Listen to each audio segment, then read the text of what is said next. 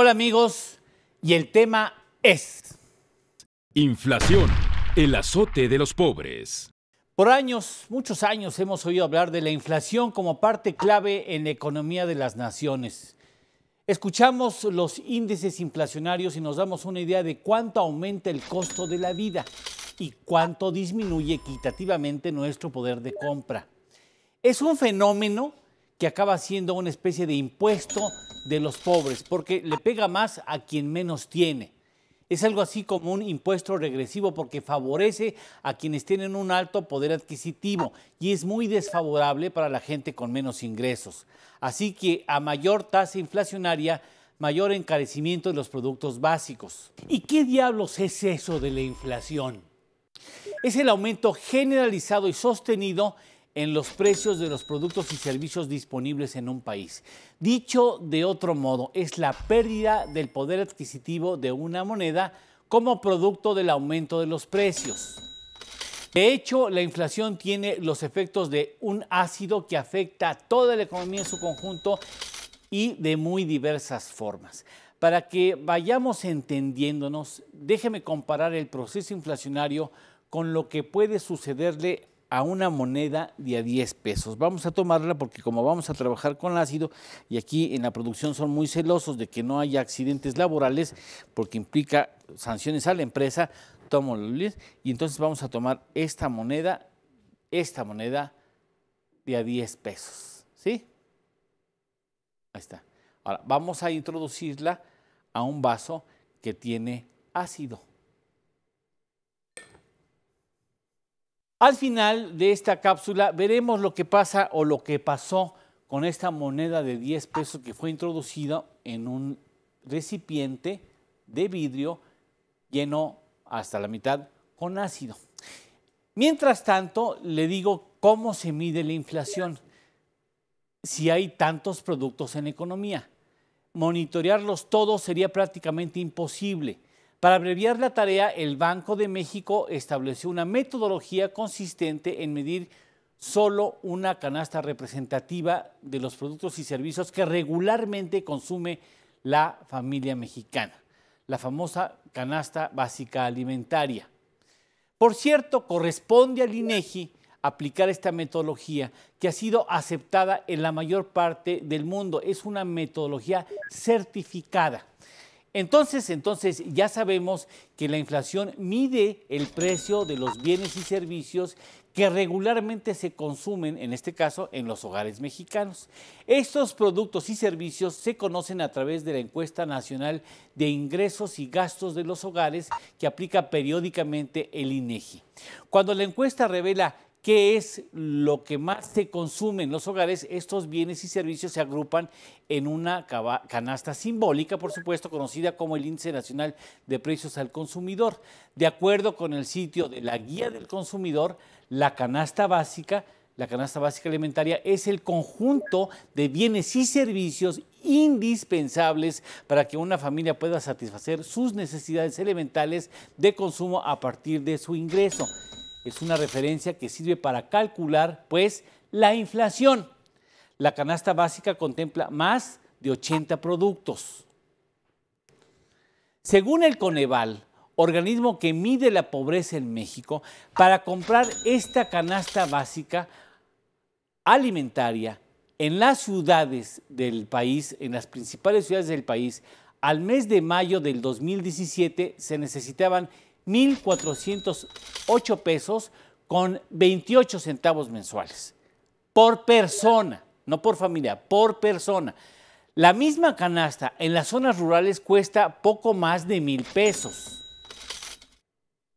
De acuerdo con la Encuesta Nacional de Ocupación y Empleo 2016 del INEGI, en México hay 24.5 millones de trabajadores que ganan 1 o hasta 2 salarios mínimos. O sea, se llevan entre 2,400 y hasta 4,800 pesos mensuales. Ahora multipliquemos esos 1,408 pesos de la canasta por 4, que es el promedio de cómo se integra una familia típica mexicana. ¿Sabe usted cuánto nos da? Nos da 5,000 632 pesos.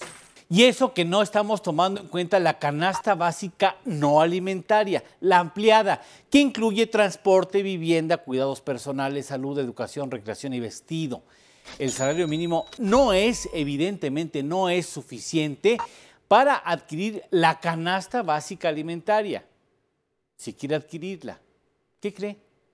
Tendrá que endeudarse o vender algo, porque si no, no le va a alcanzar. Y ya en un caso extremo, empezar a quitar de esa canasta algunos de sus productos. Así sí pudiera llegar a alcanzarle. El profesor Anselmo Chávez Capó, investigador de Administración Financiera y Bursátil de la Universidad Popular Autónoma del Estado de Puebla, asegura que 4 de cada 10 mexicanos no pueden comprar la canasta básica con el ingreso de su trabajo. Pero eso no es todo. Hay un enemigo muy ácido que ronda como fantasma cada quincena y que es muy agresivo con nuestro ingreso. Se llama inflación. Y aquí es donde entramos al círculo vicioso, porque la mejor manera de enfrentar la inflación es con un buen ingreso, pero estamos muy lejos de tenerlo en México. En este 2017 el salario mínimo está en 80 pesos diarios. Con toda precisión es 80 pesos con 4 centavotes. Bueno, ese es el más bajo entre los países de la OCDE, con datos a finales del 2016. Claro, en el 2016 no estaba en vigencia este salario, pero sigue siendo el más bajo, de los más bajos en el mundo. La Organización Internacional del Trabajo ubica a México con el segundo salario mínimo más bajo de toda América Latina y el Caribe, solo arribita de Nicaragua. El cálculo del salario mínimo se hace a partir de lo que puede comprar un trabajador para que él y su familia tengan lo indispensable para subsistir. Uno de los impulsores del aumento del salario mínimo en México es el gobierno de la capital, de la Ciudad de México. Y un defensor incansable de este proceso es el secretario de Desarrollo Económico de la Ciudad de México, el doctor, es maestro, no es doctor, el maestro Salomón Chertorivsky, un joven muy creativo, muy peleonero, o sea, muy aguerrido. En diciembre del 2015, el funcionario habló para el financiero Bloomberg sobre cómo calcular un salario mínimo para que de veras alcanzara. La cifra que el jefe de gobierno está proponiendo deriva de un primer incremento que pueda ser moderado pero sustantivo para llevar al salario mínimo a la canasta alimentaria, es decir, la línea de bienestar mínimo que ha establecido el Coneval, y esta es 86 pesos con 33 centavos. Es el dinero que requiere un adulto y un dependiente para poder hacer las 3 comidas en un día. Un año y medio después de estas declaraciones, lo más que se pudo lograr fue un salario mínimo de 80 pesos con 4 centavotes. El propio Chertorivsky revela que en México el 55% de los trabajadores formales no llega a la quincena con lo que gana, no le alcanza, llega sin nada. Aún peor, de acuerdo con el Consejo Nacional de Evaluación de la Política de Desarrollo Social, el Coneval, al 2016 el ingreso de los mexicanos es casi el mismo que teníamos ya hace 22 años, 2 décadas y 2 años. ¿Y cuál es la recomendación de la Confederación Patronal de la República Mexicana respecto al rango de los salarios mínimos? Esto dijo el presidente de Coparmex, Gustavo de Hoyos, quien el pasado 23 de junio pidió que a partir del segundo semestre de este 2017 se ha aumentado el salario mínimo a 92.72 pesos. En esta nueva visión de una nueva cultura salarial, el salario mínimo general debería de ubicarse en el 2030 en un rango de entre 162.35 y 194.68 pesos en valores constantes para ese año. Muchos de los jóvenes de hoy no saben lo que es vivir en una inflación de 2 dígitos y menos de 3 dígitos. Por suerte, en lo que va del siglo hemos tenido una inflación de un solo dígito, de un solo número, lo que significa que no hay mucha presión para incrementar los precios. puede ser señal de salud en una economía de un país. La mala es que nos estamos acercando a la barrera psicológica del 10%, 2 dígitos, lo cual implica un riesgo de aumento generalizado de los precios. Insisto, a mayor inflación, mayor encarecimiento de los productos básicos y, por tanto, mayor pobreza, mayores limitaciones. En la historia moderna, la primera vez que tuvimos un índice inflacionario debajo de la barrera de los 2 dígitos del 10% fue en 1993, fruto de la bonanza económica, al menos de la estabilidad económica, no bonanza, pero sí de la estabilidad económica de aquellos años. En cambio, en 1987, muchos de ustedes ni siquiera habían nacido, a lo mejor ni en planes estaban. En 1987 se registró la mayor inflación en la historia reciente, 159%, una inflación de 3 dígitos. Alcanzar esos umbrales significa que ya no se tiene una consistencia para poder adquirir productos porque sabes que al día siguiente seguramente van a estar más caros y una semana después aún más caros. A partir del 2000 el comportamiento inflacionario se ha mantenido relativamente controlado. Fue muy difícil bajar la inflación, fue muy costoso en términos sociales.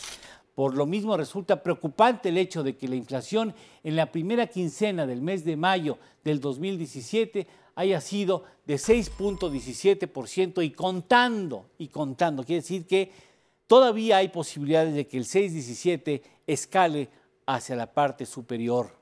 Es la tasa inflacionaria más alta desde el año 2008. Coneval enciende los focos naranja cuando nos dice que se registraron los mayores incrementos en el valor de las líneas de bienestar para un mes de mayo desde el año 2013 y acepta que es un golpe importante al poder adquisitivo de los hogares mexicanos, de la mayor parte de los hogares mexicanos. El gobernador del Banco de México, Agustín Carstens, pronosticó en abril de este año que la inflación seguiría a la alza, aunque sin mayores consecuencias, y que a partir del 2018 iniciaría su tendencia a la baja, acercándose a la inflación que ya tuvimos por debajo del 3%. Esos cambios que normalmente son de una vez por todas no contaminan la formación de otros precios y así pasemos a un proceso, digamos, de cambios en precios relativos en un número limitado de artículos y de servicios.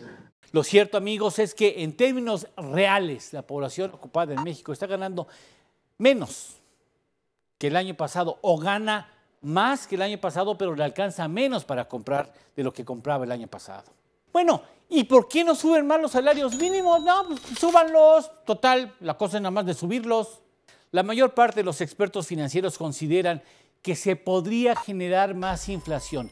Si un salario se aumenta sin el respaldo de aumento en la productividad, puede eso ocasionar o propiciar una mayor inflación. Así lo ve al menos la ortodoxia, aunque no todos coinciden con esta posición. Hay quienes dicen que sí ha habido un aumento en la productividad que no se ha traducido en reconocimiento al aumentar también los salarios. Es decir, muchos alimentos y servicios subirían teóricamente en la misma proporción en que se incrementara el salario mínimo.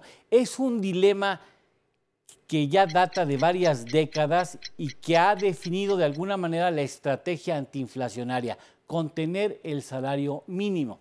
El propio Agustín Carstens lo ha reiterado en no pocas ocasiones. Entonces, ¿qué es lo que tenemos que hacer para mantener baja la inflación?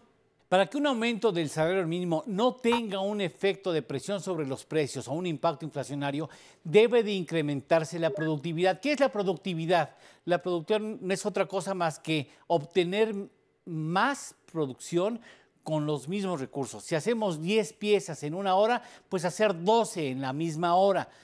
Si no lo hiciéramos de esa manera, habría más dinero circulante para adquirir el mismo nivel de producción. Es decir, más dinero para adquirir lo mismo presionaría los precios hacia la alza.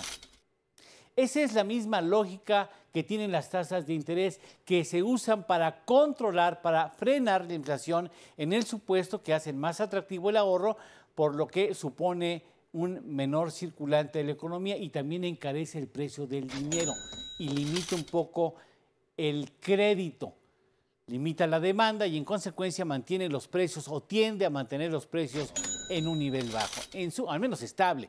En suma, hay que lograr que la economía sea capaz de producir los bienes y ofrecer los servicios que necesita la sociedad.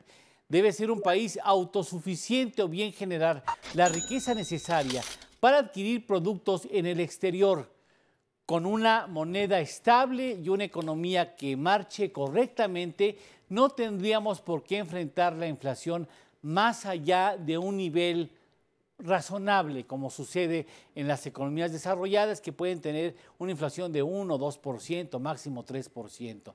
Es muy importante establecer políticas específicas claras y un compromiso político que permita garantizar a los trabajadores que sus ingresos serán suficientes, al menos para cubrir sus necesidades más elementales, las básicas.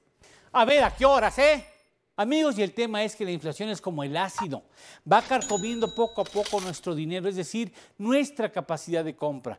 Con esos 10 pesos que metimos al recipiente al comenzar esta cápsula, usted compraba hace 12 años, checado, hace 12 años 4 latas de atún. Hoy esa moneda desgastada y cuyo valor se redujo a unos escasos centavos, solo alcanzaría para comprar unos chicles. Y el tema es que un ser humano que trabaja 8 horas al día no tiene por qué partirse el lomo para solamente sobrevivir, por elemental justicia. Ese trabajador mexicano y su familia tienen todo el derecho a vivir con dignidad.